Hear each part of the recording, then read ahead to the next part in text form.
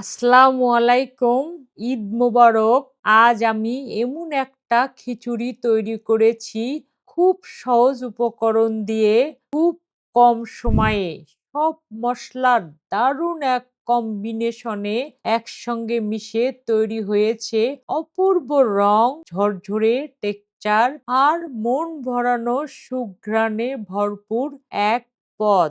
সঙ্গে আছে মচমচে বেগুন ভাজি, নরম গরুর মাংস, টাটকা সালাদ আর ডিম ভাজি।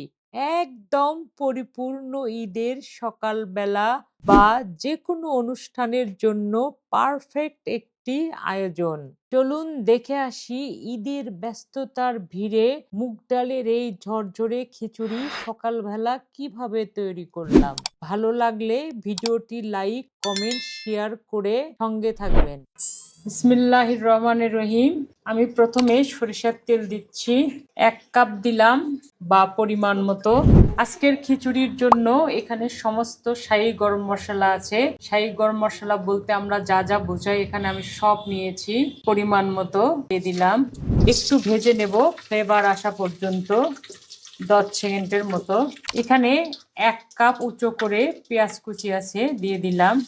পেঁয়াজটা আমি ব্রাউন কালার করে ভেজে নেব, তাহলে খিচুড়িটার ফ্লেভারটা অনেক সুন্দর হবে, স্বাদও অনেক বেড়ে যাবে। পেঁয়াজ ভাজা হয়ে গেছে, ব্রাউন কালার হয়েছে।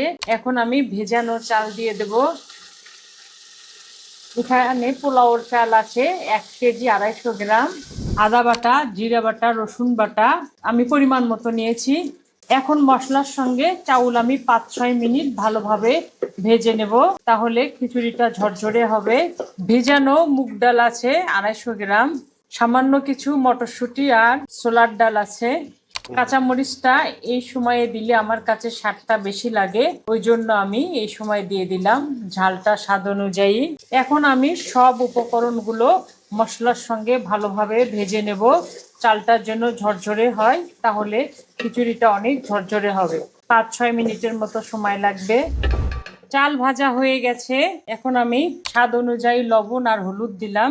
হলুদ দিয়ে 1 মিনিটের মতো ভেজে নেব, যেন হলুদের কাঁচা গন্ধটা না থাকে। এখন আমি গরম পানি দেব। যেহেতু আমি ঝরঝরে খিচুড়ি করব, তাই আমি এখানে ডালের যে পানিটা লাগে সেটা না দিয়ে একদম চালের ডাবল পানি দিয়েছি। সবকিছু ভালোভাবে মিশিয়ে ঢেকে দেব। খিচুড়ির পানি শুকিয়ে গেছে, যেন হালকা হালকা ভেজা ভেজা থাকবে, তখন জালটা অফ করে দেব, তাহলে খিচুড়িটা ঝরঝরে হবে।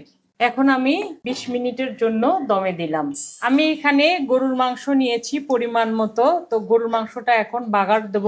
পেঁয়াজ হয়ে গেছে, গরুর মাংসটা দিয়ে দিলাম। মাংসটা আমি আরেকটু ভুনাবো, যেন খেতে আরো মজা লাগে। মাংস হয়ে গেছে, দেখুন কত সুন্দর হয়েছে। আমি একটু টেস্ট করে দেখলাম। চলুন এখন বাকি উপকরণগুলো দেখাই।